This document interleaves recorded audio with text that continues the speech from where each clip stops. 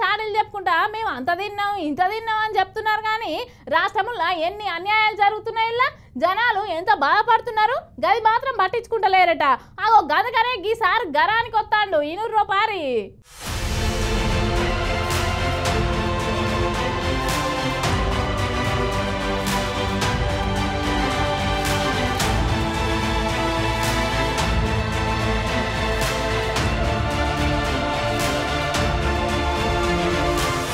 మన కేటీఆర్ సారు తెలంగాణ భవన్ లో మీటింగ్ పెట్టి కాంగ్రెస్ వాళ్ళని బీజేపీ వాళ్ళని బాగానే అరుచుకుంటున్నాడు కదా. గప్పట్ల కాళేశ్వరం ప్రాజెక్టు గురించి కాళేశ్వరం ప్రాజెక్టు పేరు చెప్పి అన్ని లక్షలు మింగిర్రు ఇన్ని లక్షలు మింగిర్రు అని మమ్మల్ని అన్నారు. మా మీద మస్తు చాడీలు చెప్పించిర్రు. కాళేశ్వరం కట్టేటప్పుడు దాంట్లో ఒక పిల్లర్ కు పర్యవడితే ఆయన కాళేశ్వరం మొత్తం కూలిపాయని చెప్పేసి కోట్లు నష్టమని జనాలకు ఎగవాడి చెప్పిర్రు. ఇదే పర్రె చూసినారు మొత్తం పోయింది. 1,00,000 కోట్లు ఇళ్ళకెళ్ళి పోయినాయి, పర్రెలకెళ్ళి తొరలకెళ్ళి కిందికి వీకినాయి.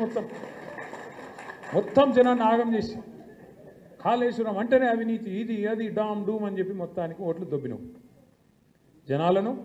నువ్వు తర్వాత ఇంకా మల్లన్న పుల్లన్న ఉన్నారు కదా యూట్యూబ్లో అందరు కలిసి మొత్తం కేసీఆర్ తిట్టుడే పనిగా పెట్టుకొని జనాల నెత్తులు పాడు చేసి రైతుల నెత్తులు కూడా ఖరాబ్ చేసి మొత్తానికి ఏదో జరగందేదో జరిగినట్టు చూపెట్టి ఆయనతో ఓట్లు కొట్టుకున్నారు.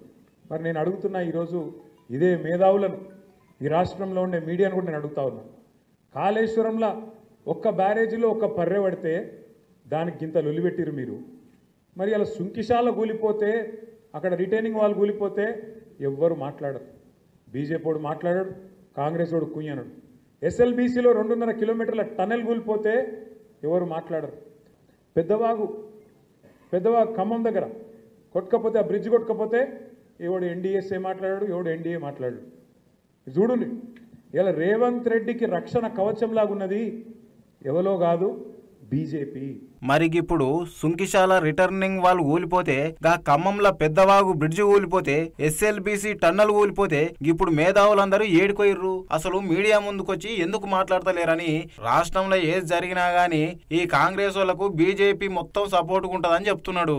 అంతేకాదు అసలు ఈ రాష్ట్రం గురించి రేవంత్ సార్ ఏం పట్టించుకుంటలేడని చెప్తున్నాడు. వెనకటికి రోమ్ నగరంలో రోమన్ సామ్రాజ్యంలో ఒక చక్రవర్తి ఉన్నాడట. ఆయన పేరు నీరో. రోమ్ నగరం అంటుకొని తగలబడిపోతుంటే ఆయన మాత్రం ఫిడేల్ వాయించుకుంటూ కూర్చున్నాడట. రేవంత్ రెడ్డి గారి కథ కూడా గట్లే ఉన్నది.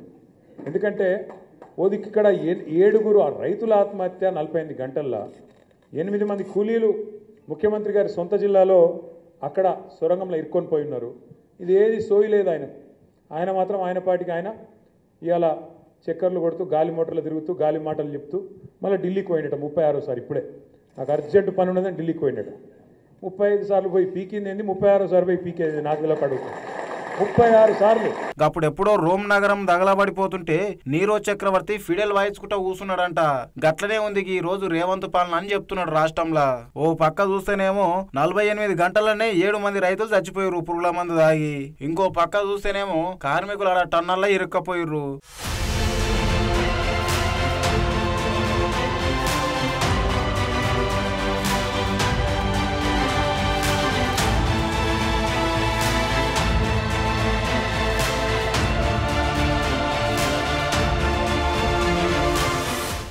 ఈ రాష్ట్రంలో ఉన్న ఈ సమస్యలను వదిలిపెట్టి గాలి మోటార్ మీద తిరుగుకుంటా ఢిల్లీకి 36 సార్లు పోయొచ్చుడు గానీ ఏం లాభం లేదని చెప్తున్నాడు కేటీఆర్ సారు. ఇంకా గంతే కాదు పొద్దుగా లేచి మంచిగా నీతులు న్యాయం అని చెప్పే పెద్ద మనిషి కడియం శ్రీహరి సారు దమ్ముంటే రాజీనామా చేసి చూసుకుందాం ఎలక్షన్స్ కి అని బరాబర్ సవాల్ అయితే ఇసిరిండు.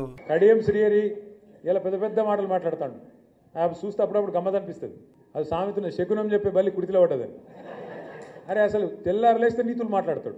ఏదో పెద్ద నీతివంతమైన మాటలు. ఆయన ఒక్కడే మేధావి, ప్రపంచంలో లేడీ ఎవరికి తెలియలేదు, ఈయనకేమున్నది అన్నట్టు పోజులు కొడతాడు. మరి గన్ని శకునాలు చెప్పే పెద్ద మనిషి, గన్ని నీతివంతమైన డైలాగులు కొట్టే పెద్ద మనిషి ఏమన్నా ఇచ్చేస్తుంటే రాజీనామా చేసి ఎలక్షన్కి రా దమ్ముంటే చూసుకుందాం గా కాన్పూర్లో.